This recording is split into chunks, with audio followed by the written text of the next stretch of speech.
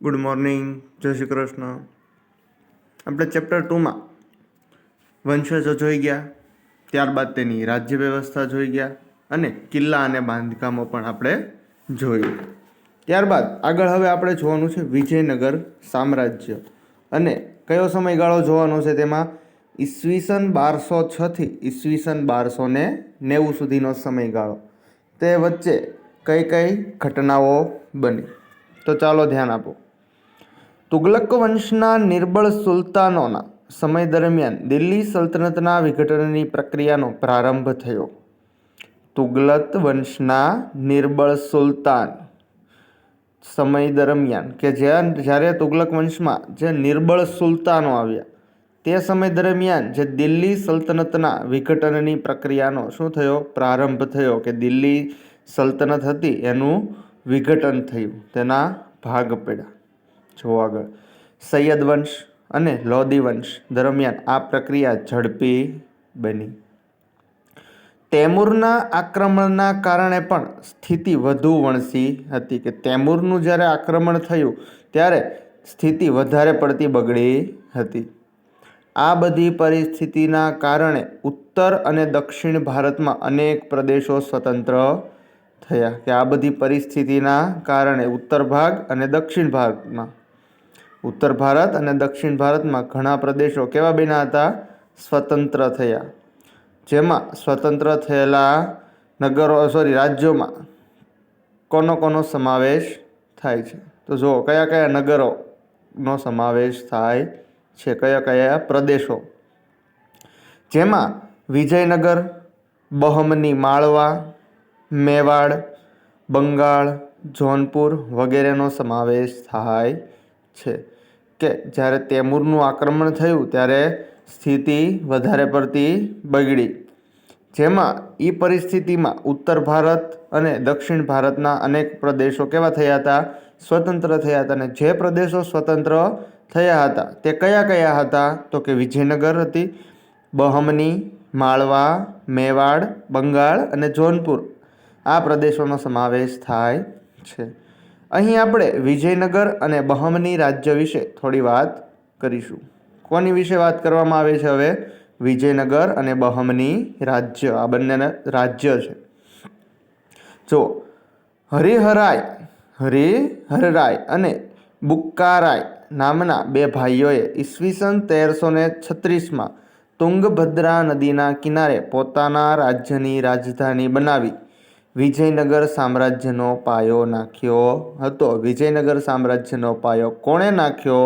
તો હરિહરરાય અને બુક્કારાય નામના બે ભાઈઓ હતા.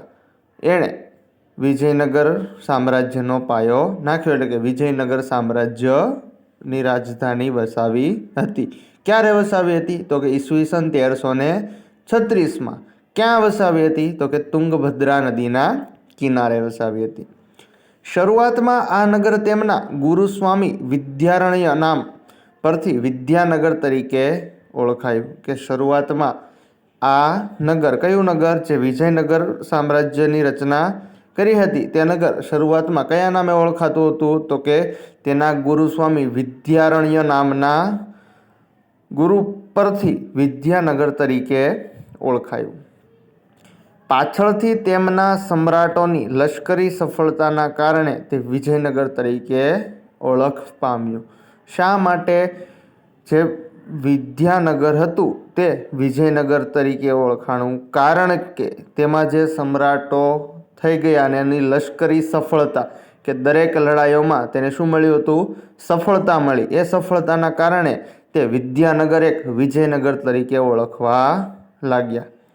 હરિહરરાય અને બુક્કારાય સંગમ વંશના રાજા હતા. યાદ રાખવાનું છે, વિજયનગર તરીકે જે નગર વસાવેલું હતું તે હરિહરરાય અને બુક્કારાય નામના વ્યક્તિઓએ વસાવ્યું હતું. અને તે કયા વંશના રાજા હતા? તો કે સંગમ વંશના રાજા હતા. વિજયનગર સામ્રાજ્યમાં સંગમ વંશ, સાલુવ વંશ અને તુલુવ વંશ અને અરવિંદો વંશે શાસન કર્યું હતું. સવાલ પૂછાય કે વિજયનગર સામ્રાજ્યમાં કયા કયા વંશજોએ શાસન કર્યું હતું? તો સૌપ્રથમ સંગમ વંશ, ત્યારબાદ સાલુવ વંશ, ત્યારબાદ તુલુવ વંશ અને અરવિંદુ વંશે શાસન કર્યું હતું, કે આ વંશના રાજાઓએ શાસન કર્યું હતું. હરિહરરાય પ્રથમ અને બુક્કારાયે નાના રાજ્યોને સામ્રાજ્ય બનાવવામાં મહત્વનું યોગદાન આપ્યું. કે હરિહરરાય પ્રથમ અને બુક્કારાયે નાના રાજ્યોને શું બનાવવામાં, કે સામ્રાજ્ય, જે નાના રાજ્ય હતા તેનો વિસ્તાર વધારી અને એક મહાન મોટું સામ્રાજ્ય બનાવવામાં મહત્વનું યોગદાન આપ્યું હતું. ત્યારબાદ સાલુવ વંશનું શાસન 20 વર્ષ ચાલ્યું. કેટલા વર્ષ ચાલ્યું?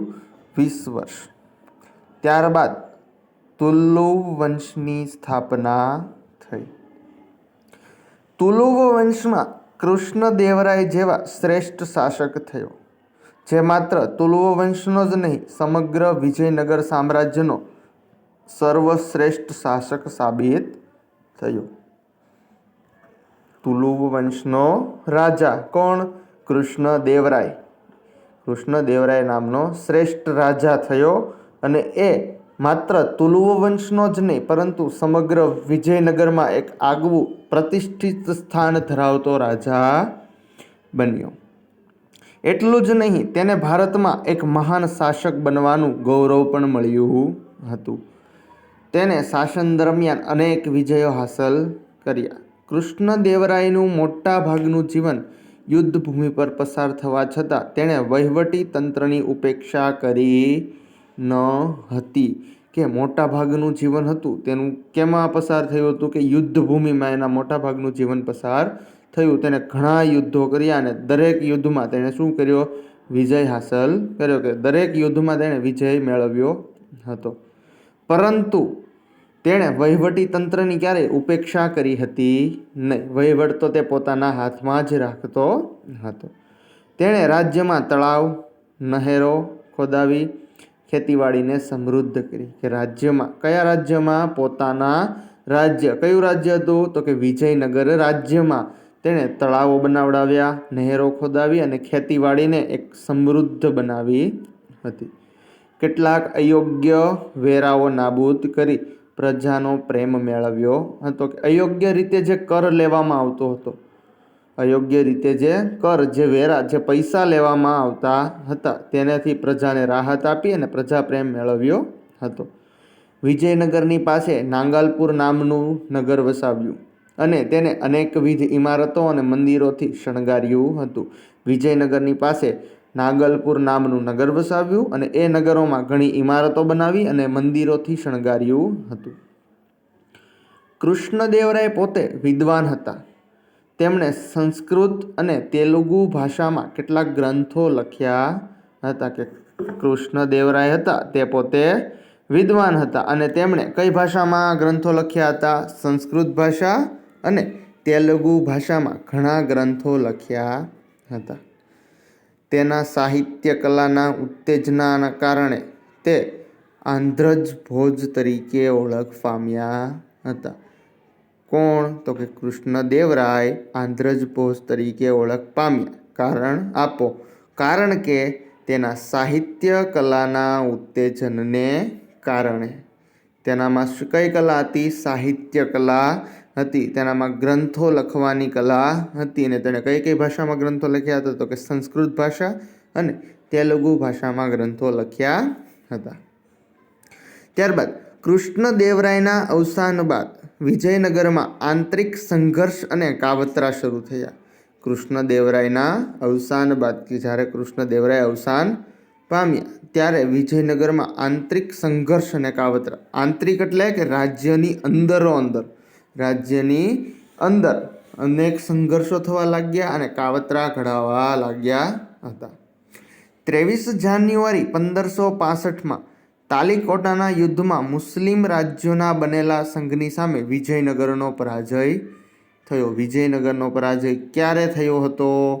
તો 23 જાન્યુઆરી 1565ના તાલીકોટાના યુદ્ધમાં. તાલીકોટાનું યુદ્ધ કયા રાજ્યો સાથે થયું? તો કે મુસ્લિમ રાજ્યોના બનેલા સંઘની સામે થયું હતું અને એમાં વિજયનગરનો પરાજય થયો.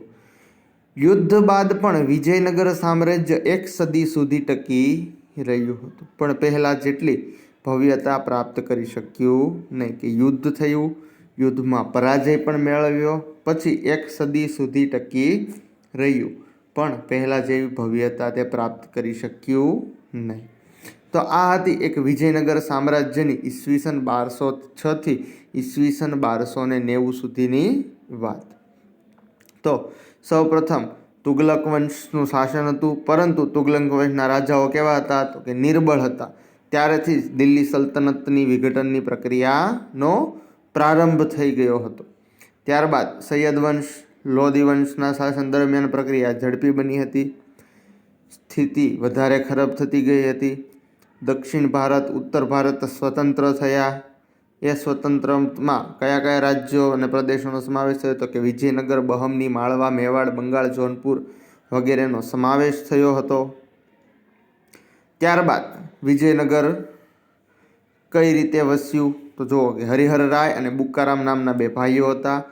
ઈસવીસન 1336માં તેણે ક્યાં? તુંગભદ્રા નદીના કિનારે વિજયનગરની સ્થાપના કરી, કે વિજયનગર સામ્રાજ્યનો તેણે પાયો નાખ્યો. અને એમના ગુરુનું નામ શું હતું? વિદ્યારણ્ય. વિદ્યારણ્ય ગુરુ પરથી વિદ્યાનગર તરીકે ઓળખાયું હતું. એમાં જે રાજાઓ શાસન કરતા હતા તેમાં દરેક સમ્રાટોની લશ્કરની સફળતા મેળવી, એટલા માટે તે વિજયનગર તરીકે ઓળખાયું હતું. હરિહર રાય અને બુક્કારામ કયા વંશના રાજા હતા? બુક્કાર રાય અને હરિહર રાય તે સંગમ વંશના રાજા હતા. ત્યારબાદ એમાં કયા કયા વંશ, વિજયનગરમાં કયા કયા વંશોએ શાસન કર્યું? તો કે સંગમ વંશના રાજા, સાલુ વંશ, તુલુ વંશ અને અરવિંદુ વંશે શાસન કર્યું હતું. ત્યારબાદ સાલુ વંશનું શાસન કેટલા વર્ષ ચાલ્યું? તો કે 20 વર્ષ ચાલ્યું. ચાલુ વંશ પછી કયું વંશ આવ્યું? તો કે તુલુવ વંશની સ્થાપના થઈ હતી. તુલુ વંશનો રાજા કોણ હતો? તો કે કૃષ્ણદેવરાય હતો. કૃષ્ણદેવરાય પોતે એક ભારતનો શાસક, એટલે કે ગૌરવ મેળવતો હોય એવો શાસક બન્યો હતો. ત્યારબાદ કૃષ્ણદેવરાય મોટાભાગનું જીવન શેમાં વ્યતીત થયું હતું? તો કે યુદ્ધમાં વ્યતીત થયું હતું. ત્યારબાદ તેણે રાજ્યમાં શું શું કરાવ્યું? તો કે તળાવો બનાવી, નહેરો ખોદાવી અને ખેતીવાડીને સમૃદ્ધ કરી હતી. તેણે કયું નગર વસાવ્યું હતું? તો કે નાંગલપુર નામનું નગર વસાવ્યું હતું. તેમાં અનેક મંદિરો અને ઇમારતોથી તેને શણગાર્યું હતું. ત્યારબાદ કૃષ્ણદેવરાય તેણે સંસ્કૃત ભાષા અને તેલુગુ ભાષામાં ગ્રંથો લખ્યા હતા. તે સાહિત્ય કલાના એક ઉત્તેજક હતા અને તેના કયા નામ તરીકે ઓળખાયા હતા? કે આંધ્રના ભોજ તરીકે ઓળખાયા હતા. ત્યારબાદ 23 જાન્યુઆરી 1565માં તાલીકોટાના યુદ્ધમાં મુસ્લિમ રાજ્યોના બનેલા સંઘની સામે વિજયનગરનો શું થયો? પરાજય થયો. પરંતુ વિજયનગર 1 સદી સુધી ટકી રહ્યું, પરંતુ પહેલાં જેવી ભવ્યતા પ્રાપ્ત કરી શક્યું હતું નહીં. અહીંયા સુધી ધ્યાનથી દરેક વિદ્યાર્થીઓએ બુક્સ હોય એને વાંચી લેવું, અને ના હોય તો એકવાર ન સમજે તો 2 વાર વિડીયો જોઈ લેવો, અને છતાં પણ ના સમજાય તો ફોન કરી અને પૂછી લેવું. જય શ્રી કૃષ્ણ. જય હિન્દ.